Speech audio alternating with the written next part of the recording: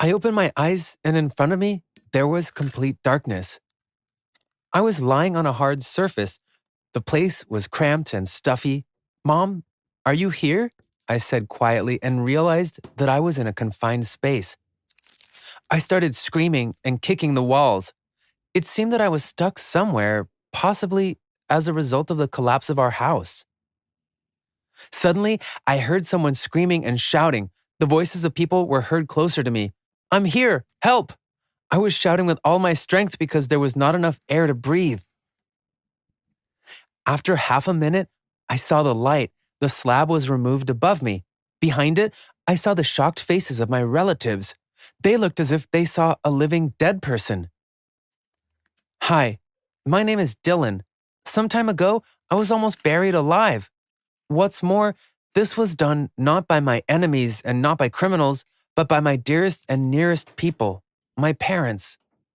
At the beginning of winter, my immunity was weakened and I started to constantly get sick. For almost 2 months, I've had a sore throat and sinusitis, one after another, several times. I really hope that you do not know what these are. Doctors prescribed me a lot of medicines and vitamins, but I did not feel any effect at all. I was so exhausted that I began to constantly sleep and almost stopped eating. Not surprisingly, my condition soon worsened. For some time, I stayed in the hospital, and then the doctors made a helpless gesture and said that they did everything they could and my parents were supposed to take me home. When they asked what they should do, the doctors answered them, just wait, although they did not mention what to wait for. A couple of days after the discharge, my temperature rose sharply. I called my parents, said that I felt sick, and that was it. I remember that I was shaking, as well as had seizures and even some hallucinations. When my mom arrived, I no longer showed any signs of life. At first, she thought that I was sleeping, so she carefully took a thermometer to measure my temperature and came up to me. She saw that I had blue lips and I was not breathing. The thermometer showed a body temperature of 35 degrees Celsius. I was very cold and my mother thought that I was dead. She called an ambulance, but the doctors just made a helpless gesture saying that there was no pulse and I was not breathing. At that point, medicine was not effective anymore. Soon, Dad and other relatives arrived together with forensic experts who issued a death certificate. Mourning began in my family. It's so hard to imagine what my parents lived through. When I woke up, my mother rushed to hug me. Some people continued to stand rooted to the spot, and others ran to the door while crying wildly. I did not understand what was happening to them all until I started to get up. What the heck? There was the mourning atmosphere all around, together with some wreaths and flowers, and I was lying in the coffin. Damn it, in the coffin. It was a real nightmare. Then I started screaming, have I died? Can anyone explain what is going on here? Why is my photo in a funeral frame? Soon, ambulance paramedics showed up at the door. They looked no less shocked than the others. They took my pulse, listened to my heartbeat, and said, he is alive. Oh, really? That's the news? Could anyone finally explain to me what the hell I was doing in the coffin? Well, and stop shying away from me as if I were crazy or infected with some virus. You know, a very strange and unpleasant feeling occurs when you wake up like this, in such an atmosphere. At some point, I even thought that I was dead, and now I see my funeral through someone else's eyes. Then my mother told me that after the forensic experts pronounced me dead, my parents began to prepare for the funeral, and in fact, I woke up when the farewell ceremony had already passed. A few moments later, I was supposed to be buried in the ground, from which I would have hardly got out. And if forensic experts had insisted on carrying out an autopsy, then I would have simply been killed by pathologists. Oh, I need to drive away these thoughts from myself because they make my hair stand on end. How lucky I was, if you can call it that. So, does this really mean that I could have died if I had woken up an hour later? And in this case, would I have been doomed to a long and painful death in a coffin, or would I have been killed by doctors? That's horrible. Even thinking about it makes me feel scared. A logical question came up. What was it then? Am I really raised from the dead? That's actually what the old ladies from my neighborhood began saying when they saw me. Are they right? Everyone was asking if I saw or heard anything after I passed out, if there was anything that many people are talking about. Well, first of all, I was alive, so I could not say for sure if there was anything there or not. Secondly, I just didn't see anything like this or simply forgot it, so I could not answer such questions. I was sent to some clinic so that I could undergo examination there. At the hospital, some doctor was supposed to explain what had happened to me before. He said that what was going on with me was called lethargic sleep. In such situations, protective functions are activated in a human body, and in order not to work to the point of exhaustion, the organism starts to work at idle. The pulse is only 2 to 3 beats per minute. In fact, breathing takes place at the same rate. Well, usually people with such characteristics are mistakenly taken as dead, as had happened in my case. This phenomenon is quite rare, and frequent cases of having a sore throat can lead to this condition. Now the reason for this nightmare is clear. But can I fall into a lethargic dream again? And what will happen then? Is there a risk of being buried alive? There were more questions than answers, and my fears resulted in panic attacks. I became afraid of sleeping. As soon as I began to fall asleep, I jumped out of bed in horror and pinched myself. I guess every time I subconsciously felt that I was dying. Moreover, even when I managed to fall asleep, I saw dreams in which I was again lying in a coffin and was being buried in the ground. It was a real nightmare. This could not last any longer, and my parents made me visit a psychotherapist. He was completely powerless in eliminating my fears and could not convince me that everything was okay. That was all because no man on earth could guarantee that this would not happen again and I would never be buried alive. I realized that soon I would lose my mind because all the thoughts were occupied only with this. But then I found a solution to my problem. I decided to be so busy all the time that there would be no time left to think about death. I enrolled in the gym and joined the equestrian club. In the morning, I exhausted myself with 2-hour trainings and then went to school. After classes, I went to the equestrian club, and in the evening, I only had the energy to get to my bed and crash on it. Although sometimes I had no energy left at all, so I fell on the floor right at the door of my apartment. I instantly fell asleep and did not even see any dreams. I took pleasure in this enjoyable fatigue because I did not have time to think about what I had gone through. But as soon as I let myself relax, when I didn't want to go to the gym or just stayed at home all day, terrible thoughts and memories came to my mind again. So I needed to be firm towards myself and strictly follow the schedule since this was the only possible option in my case. However, I soon realized that I was just trying to get away from the problem and stress that I had experienced while aggravating the situation. Then the idea popped into my head. For a long time, I could not make up my mind to start this conversation, but then I overcame myself. I told my parents that if I die or fall into a lethargic dream, I want my phone to be buried with me. It must be fully charged in advance. Parents were not very pleased to talk about this topic, but still, they gave me a promise that they would fulfill my request if trouble happened again. After that, I felt much easier and calmer. You know, I've never thought that at the age of 15, I would have to give instructions to my parents on how to bury me and what to do in case I die. That was just unthinkable. I felt as if I was a 100-year-old man. However, now I look at life from a completely different perspective. While my peers are full of youthful maximalism and are sure that their life is just beginning, I know that we are all mortal, and every day can be the last one. I learned this from my own experience. Now I was more eager to live. I'm afraid of wasting time, so I live to the fullest. I want to do as much as I can. I want to reach great heights and make numerous achievements. I want to have time to leave a trail in this life after myself. I still have a very busy schedule.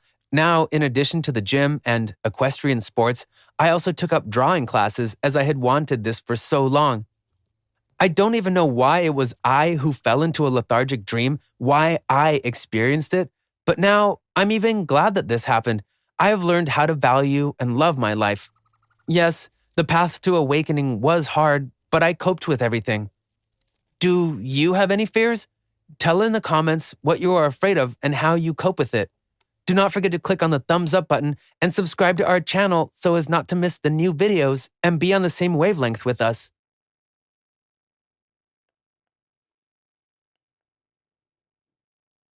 Hi there, my name's Zach, and I've been programming since I was 6. I'd been coding for 15 years when I joined a small startup that badly needed a skilled coder. The founders hired me because of my skills, but my bosses looked down on me because I was young and I was a dropout. Despite the way they treated me, I did the best I could at work. I wanted to be proud of what I did there, and I wanted my interns to be proud of our work. Those guys were what kept me going. I loved teaching them, and they loved learning from me, so I gave it my all. I made sure our projects were a success. And I guess there was Kareen. She was the light in that place. She was beautiful and nice, and she laughed at my jokes. Kareen and I started there together, and I've had a crush on her ever since the day we met. There were countless sleepless nights and unpaid overtime. Sometimes I'd fall asleep in front of my computer, but it was all worth it if it meant our small enterprise would someday succeed. But then the problems began. I admit it, it was never about the money for me, but a boy gotta eat, you know? For 3 years, they never gave me a raise. Meanwhile, the company was expanding and they were hiring more people. They hired this guy from a prestigious university, and on his first day, he mistook me for a janitor. Hey, you, I'm talking to you. My office is a mess. Clean it up, will you? Oh, that's not my job.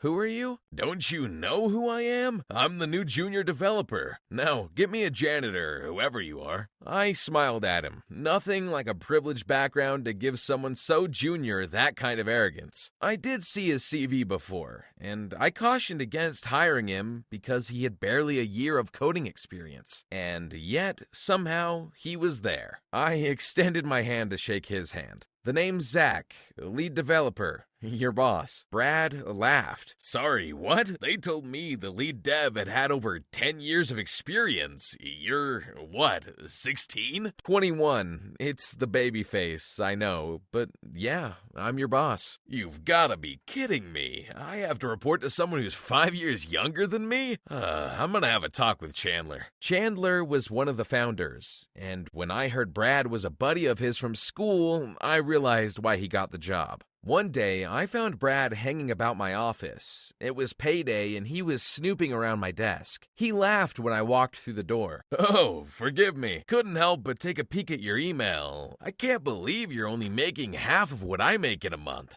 Wow, they must have gotten you pretty cheap because you never finished school, huh? He chuckled and left. I didn't even bother scolding him or writing him up for HR for opening my emails. None of that worked. I've tried so many times to get him fired, or at least to have them punish him for all the messes he's made. Every day, I still had to fix his rubbish code.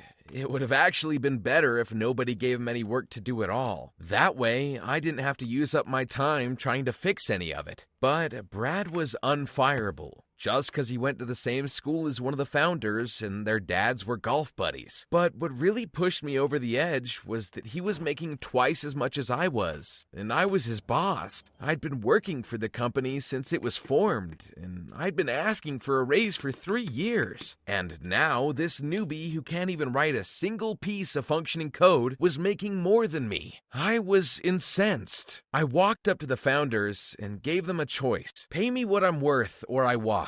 Dude, this again? Yes, this again. You promised me I'd get a raise 10 months ago. You said Christmas, then February. It's almost August now. I have not asked you for much this whole time. I'm worth way more out there.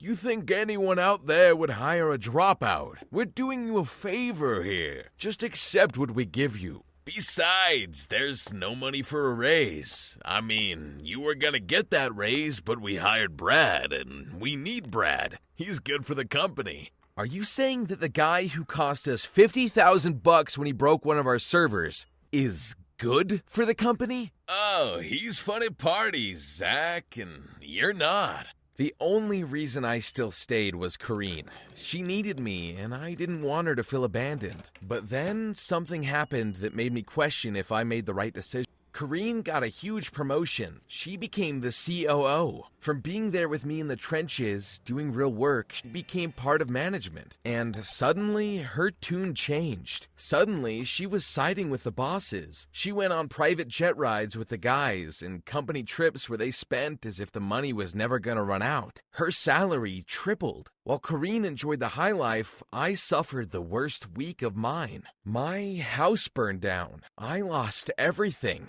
I had to move whatever stuff I could save to a local motel. As soon as the bosses came back from a conference, I asked them for help. I was desperate, and I thought because I had been with them from the start, they would at least show some compassion. They said no. I just needed a bit of help, but they refused. Not even Kareen fought for me. And I saw why. She was wearing an engagement ring. Brad put his arm over her shoulder. I didn't bother saying goodbye. I emailed them my immediate resignation, and I left. I took an old computer, set up a small office in one of my friend's garages, and started my own company. But as I began typing up my first line of code, I heard a knock on the garage door. I flung it open, and there they were, my interns. They followed me. They quit their jobs and followed me. I nearly cried. You guys, you should have stayed.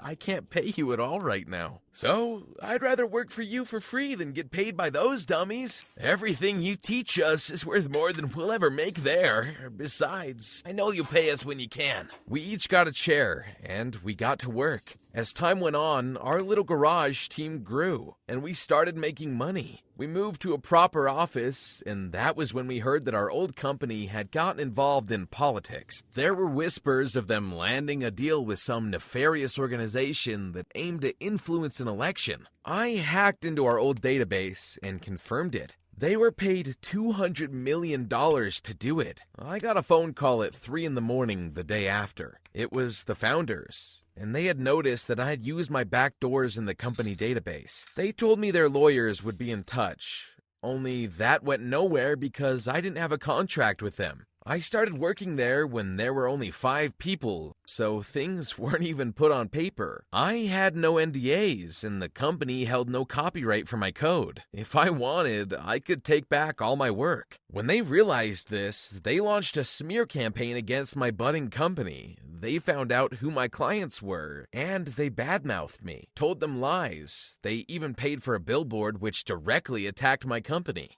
But for all their scheming, their plan backfired. People saw this and started rooting for us, the underdogs, instead. And while they were busy trying to ruin my reputation, their projects were busy falling apart. They had Brad running DevOps, and of course, with a dummy like him at the helm, their company's whole infrastructure began to collapse. I heard the servers even got corrupted, and it was all thanks to Brad. One evening, Kareen called me in a panic asking me for help. I just put the phone down. I was not about to help people who tried to ruin me. As the public continued their support for us, our company's value skyrocketed. Soon, we were on par with our rivals, and I had a great idea. I released an app that was in direct competition with theirs, and within a week, we smoked their app. We had over 100,000 downloads in less than 48 hours. They had 105. It was pitiful. The app's success was ridiculous. I became a millionaire overnight. I kept that a secret, and only Daniel and Duval knew. Not even our company accountant was told what the company was worth just yet. I gave my loyal interns a huge raise, and then I made them both executives. I organized a party to make the huge announcement for all of our employees. But before I got to the stage, the people from my old company gate-crashed our event. Seriously? You call this a party, Zach? I guess we really didn't pay you enough. Poor you. You couldn't even afford a caterer. I thought you'd be a bigger success. You beat our app. But look how cheap all of this is. You'll never reach the heights our company has reached. You're just a wannabe, Zach. I smiled at them and even offered them drinks and canopies. I got to the stage and started my speech. The party was humble for a reason, because when I finally revealed revealed the new valuation of the company during my speech, the balloons and the confetti and the fireworks came, and all the waitresses dressed in gold appeared out of nowhere. The drab event transformed into an extravagant gala, and my old boss's jaws dropped when they saw that our company was now valued tenfold what theirs was. And by the way, since my old bosses are here, let me tell you something fun. I've been stealing your clients bit by bit. I've been gobbling up parts of your business for a year, and very soon your company will be so devalued I can buy it for the price of a McDonald's burger. Their phones began to beep. They got the emails right then and there. My lawyers had done their work. My old bosses no longer had a company of their own. I'd already replaced them with my team. You can't do this! Please, stop, Zach! I'll lose everything! Zach, we're buddies. Please, don't fire me. Did I tell you that Brad and I were fighting? I can break up with him now. Just please let me keep my job. There's nothing any of you can say. Remember when my house burned down and I lost everything? You showed me no compassion. An eye for an eye makes the world go blind. The only ones blinded by their own arrogance is you. And now I get my long-awaited justice. I walked away with the supermodels I invited to the party. And when I was sure Brad and Connie were looking, I kissed them all just to rub my new status in their faces.